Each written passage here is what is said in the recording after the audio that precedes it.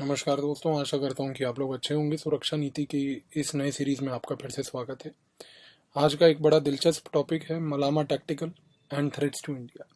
शायद ये शब्द आपने पहली बार सुना होगा, कोई दिक्कत नहीं।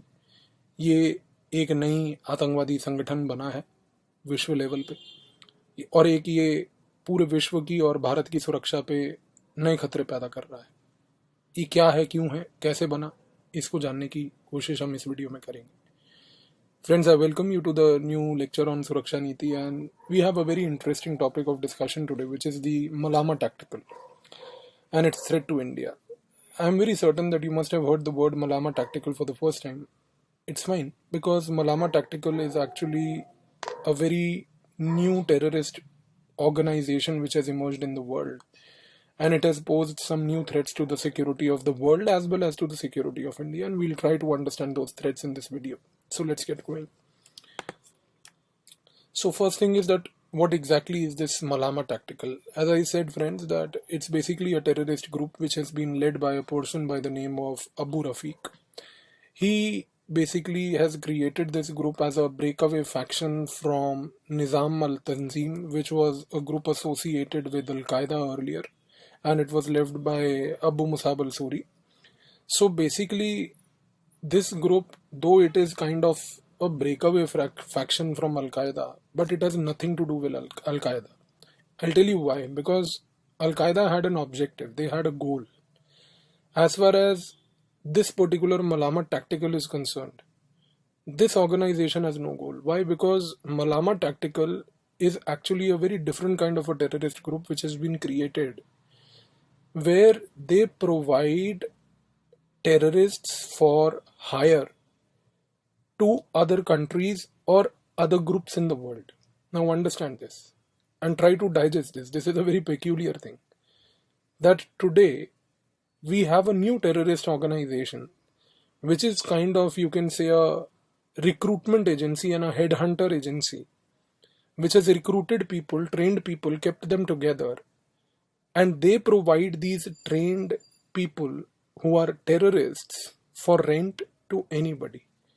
This proves us to one very important point, that Malama Tactical as a group has no ideology. Because see, one peculiar feature about any terrorist group that we have seen in the history, since the time of Jacobian Club, during the French Revolution till the ISIS today, every terrorist group has been inspired by some or the other ideology.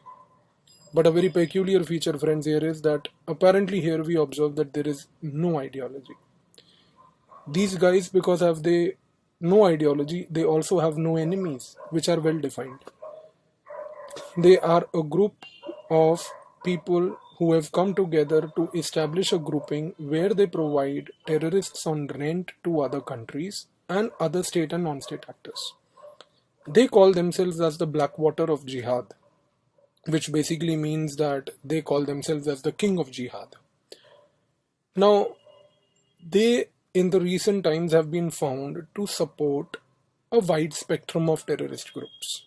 Jabhat al-Nusra, which was one of the groups related to the ISIS in the later part, Al-Qaeda in Iraq to ISIS, and in between was the Jabhat al-Nusra. Hayat Tahrir al-Sham is one of the groups again operating in the Middle East. And Ajnat al-Kafkaz also is one of the groups operating in the Middle East.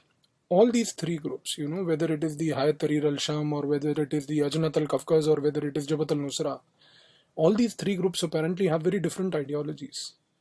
But see the beauty. The manpower to all these three groups comes from Malama Tactical. So what is happening today? What is happening today is, because the governments in different countries are undertaking anti-terrorism operations, and through these anti-terrorism operations they are trying to kind of decimate the terrorist groups. What is happening as a response to that is that because most of the terrorist groups are witnessing manpower attrition, today these terrorist groups have understood one thing, that we have to have access to manpower, and this manpower will not come from the manpower that now we are going to raise. We are in fact going to hire manpower from outside, from an external agency. And that external agency is going to provide us battle hardened soldiers who are trained in guerrilla warfare tactics with all the military expertise. Abu Rafiq, being the head of this group Malama Tactical, has basically used the online space for the purpose of recruitment. What Abu Rafiq and his people do is that they hunt for people globally. They radicalize them online and then they train them also through subversive literature which is supported through online media. Let's understand one thing, that this kind of a group like Malama Tactical has been aggressively using the online space, which to some extent gives us some hope that it might be easier for us to tackle, because when you are online, you leave a digital exhaust. And when you leave a digital exhaust, it's easier for the intelligence agencies and the militaries to identify and try and eliminate you. But at the same time, let's not forget one thing, that to make their operations completely disguised, concealed, Malama Tactical hires people, uses cryptocurrencies to make payments, and also uses the dark net, which is a large illegal internet space operating outside the legal enforcement of the world, to procure weapons. So Malama Tactical today has emerged as a new threat, as a new headache for the entire global community. And the same way it has emerged as a new threat, as we will see, even to India. दोस्तों, ये मलामा tactical एक terrorist group है. इसका जो founder है, leader है, उसका नाम है अबू रफ़ीक. और अबू रफ़ीक जो है, ऐसा बोलते हैं कि ये निज़ाम अल तंजीम से अपना रिश्ता रखते हैं. निज़ाम अल तंजीम एक अलकायदा से जुड़ी हुई संस्था थी और निज़ाम अल तंजीम के लीडर थे अबू मुसाब अल सूरी. तो अबू रफ़ीक ये बात बोलते हैं कि भाई हम लोग निज़ाम अल तंजीम से जुड़े हुए थे. बट अगर ये निज़ाम अल तंजीम से जुड़े हुए थे भी, उससे कोई फ़र्क नहीं पड़ता, क्योंकि अगर निज़ाम अल तंजीम से जुड़े थे, निज़ाम अल तंजीम अगर अलकायदा से जुड़ी थी, ठीक है. लेकिन दिक्कत ये है दोस्तों कि आज की डेट में अबू रफ़ीक, जो मलामा टैक्टिकल जैसे संस्था के संगठन के हेड हैं, वो ये बात बोलते हैं कि भाई हम लोग किसी भी आतंकवादी संगठन से जुड़े नहीं हैं. इनका पास्ट एक्सपीरियंस रहा है. लेकिन ये मलामा टैक्टिकल करता क्या है फिर? एक चीज समझिए, मलामा टैक्टिकल टेररिज्म नहीं करता. ये एक ऐसा संगठन है जो लोग प्रोवाइड करता है, आतंकवादी प्रोवाइड करता है दूसरे संगठनों को और देशों को. इनके पास ऐसा एक ग्रुप है जो लोग इकट्ठे करता है दूसरे देशों से. और ये क्या करते हैं कि ये ऑनलाइन सोशल मीडिया का प्रयोग करते हैं. उस ऑनलाइन सोशल मीडिया के प्रयोग से ये लोग इकट्ठे करते हैं.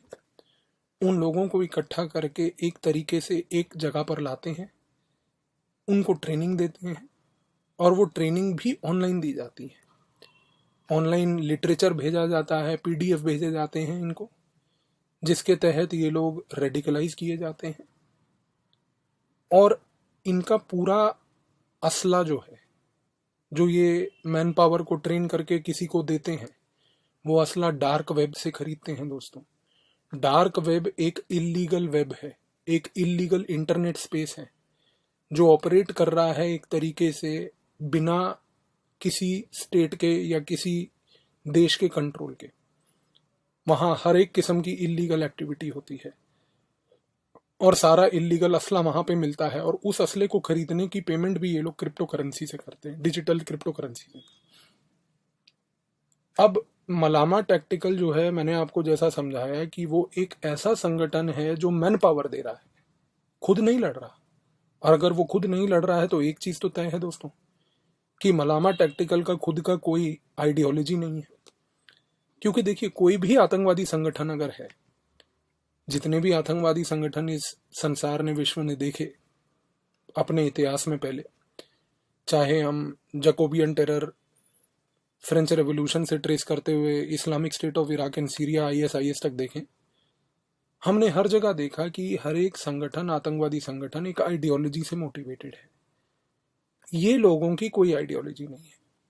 और आप समझ रहे हैं कि इनकी आइडियोलॉजी क्यों नहीं है? क्योंकि ये कोई संगठन कहीं लड़ नहीं रहा है, ये केवल एक ग्रुप है, ये लड़कों का ग्रुप है। जैसे हमारे कॉलेजों में होते हैं ना छोटे छोटे ग्रुप, कल्चरल ग्रुप हो गया, ये हो गया। जैसे स्कूलों में बचपन में आपको याद होगा हाउसेज होते थे, तो एक हाउस में बहुत सारे बच्चे इकट्ठे हो गए, उसी तरीके से ये ग्रुप्स है। ये ग्रुप है एक मैन पावर का, जो किसी देश को या किसी आतंकवादी संगठन को कहीं ना कहीं सेवा प्रोवाइड कर रहा है अपना मैन पावर देके। तो ये बेसिकली अगर हम एक साधारण शब्दों में जानने की कोशिश करें तो ये बेसिकली आतंकवादी एक तरीके से किराए पे किसी को प्रोवाइड करता है। ये लोग अपने आप को ब्लैक वाटर ऑफ जिहाद यानी कि फाउंटेन हेड ऑफ जिहाद, ओरिजिनल जिहादी मानते हैं। अब क्योंकि ये लोग खुद कभी नहीं लड़ते, क्योंकि अबू रफीक ने क्या किया है कि ये बेसिकली ऐसे लोगों को इकट्ठा करके उनको ट्रेन करते हैं मिलिट्री एक्सपर्टीज में और गुरिल्ला वॉरफेयर में, कि ये लोगों आज की डेट में हम देखते हैं कि अलग अलग संगठनों से जुड़े हुए हैं। ये बहुत सारी ऐसे संगठनों को अपना मैन पावर देते हैं जिन संगठनों का आइडियोलॉजी खुद अलग अलग है। फॉर इंस्टेंस, जैसे कि अगर आप उदाहरण के तौर पे देखें तो हायत अल तरीर अल शाम एक बेसिकली संस्था है, जबत अल नुसरा एक संस्था है, अजनद अल कवकज एक संस्था है। ये तीन संस्थाएं जो हैं दोस्तों, ये तीनों अलग अलग संस्थाएं, अलग अलग लड़ाई लड़ रही, अलग अलग आइडियोलॉजी। लेकिन सबसे बड़ी सरप्राइजिंग बात देखिए कि तीनों संस्थाओं को जो मैन पावर प्रोवाइड किया जा रहा है वो प्रोवाइड किया जा रहा है मलामा टैक्टिकल से। जो जबत अल नसरा जो है एक तरीके से ये बनी थी अलकायदा इन इराक और आईएसआईएस के बीच की संस्था। सिमिलरली एक तरीके से पश्चिम अरेबिया के देशों में दो संगठन हायत तरीर अल शाम और अजनद अल कवकस भी ऑपरेट करते हैं। अलग अलग आइडियोलॉजी, मैन पावर कहाँ से आ रहा है? मलामा टैक्टिकल। तो मलामा टैक्टिकल आज की डेट में क्या है? एक ऐसा संगठन जो किसी देश या दूसरे आतंकवादी संगठनों को आतंकवादी किराए पे दे रहा है। अब अगर हम आगे देखें तो the question that now that arises is that why it matters for India. Friends, as you can understand that the concept behind the Malama tactical is that these people provide terrorists on rent to other groups. They provide terrorists on rents to states and other non-state actors. This means that today, Malama tactical could also offer a model of terrorism based on plausible deniability.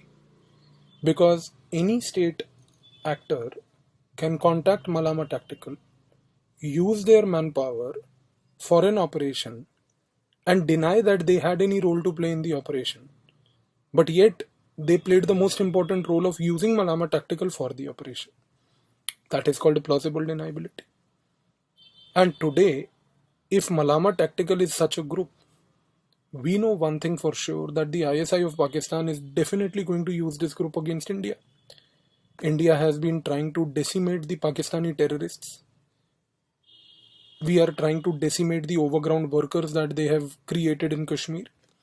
We are trying to even destroy, eliminate, identify, neutralize the hybrid militants which are coming up in Kashmir. As we keep on damaging Pakistan, making it costly for the Pakistanis to sponsor terrorism against us, Pakistan could open a whole new theater against us by using a plausible deniability model of using Malama tactical. The ISI can probably delegate to Malama tactical an attempt to radicalize the youth of India. They can also delegate to Malama tactical an attempt to radicalize the Indian youth and use them for polarization and creating social disorder in India.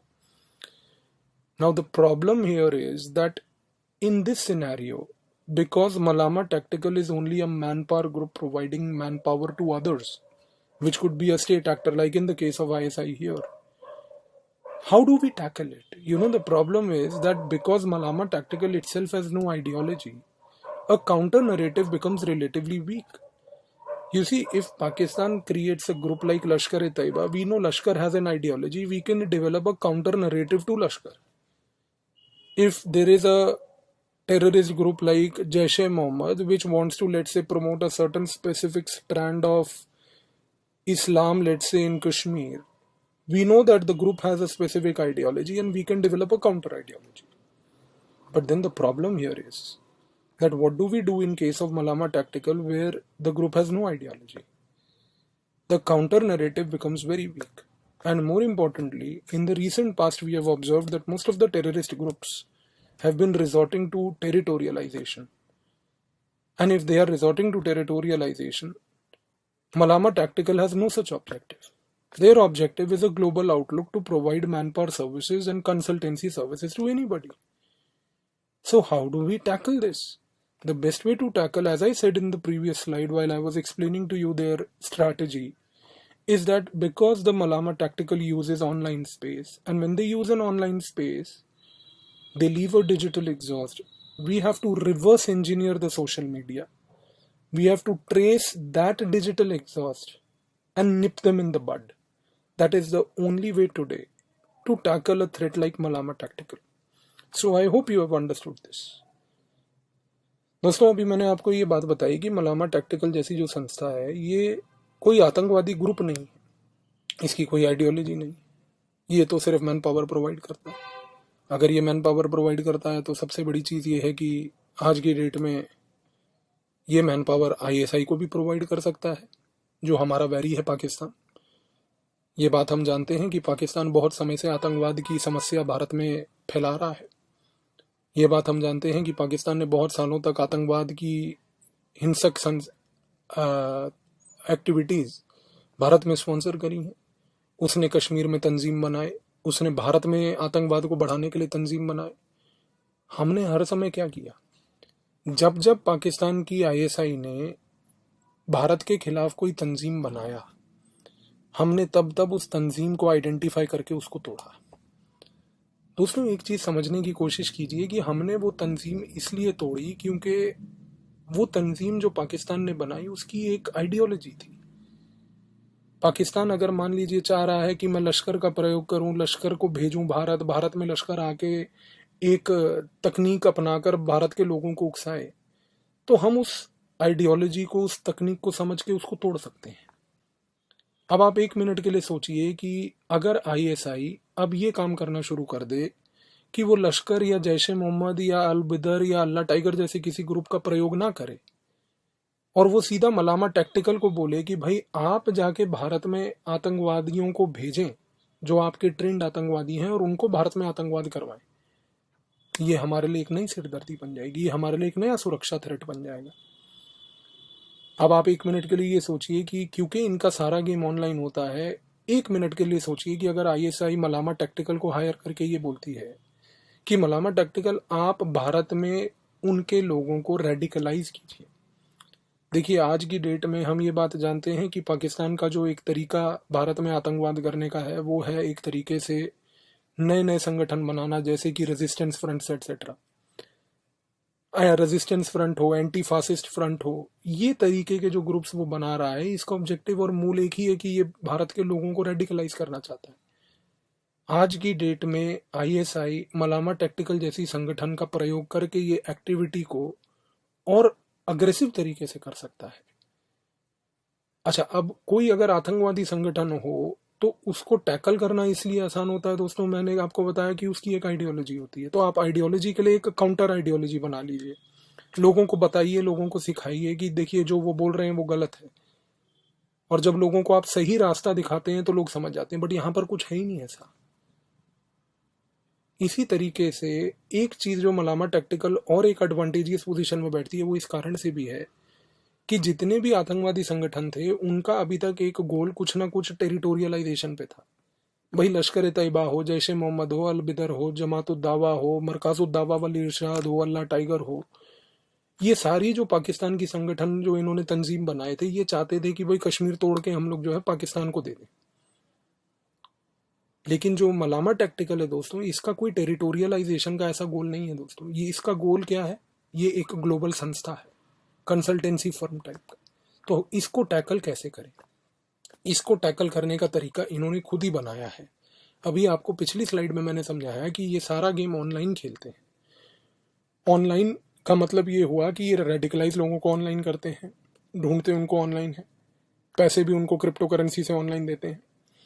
तो दोस्तों, सरकारों को और खुफिया संस्थाओं को ये online path इनका पकड़ना है और उस पाथ पे उल्टा चलना है, और जब हम उल्टा चल जाएंगे तो हम इनके ओरिजिन को पकड़ लेंगे। काम मुश्किल है, कठिन है, आसान नहीं है, बट यही एक तरीका है। So friends, I hope that you understand this Malama tactical, the new security threat to everybody. Keep a watch about this in the news, because UPSC has this habit of asking very offbeat questions. This could be a potential question. Thank you.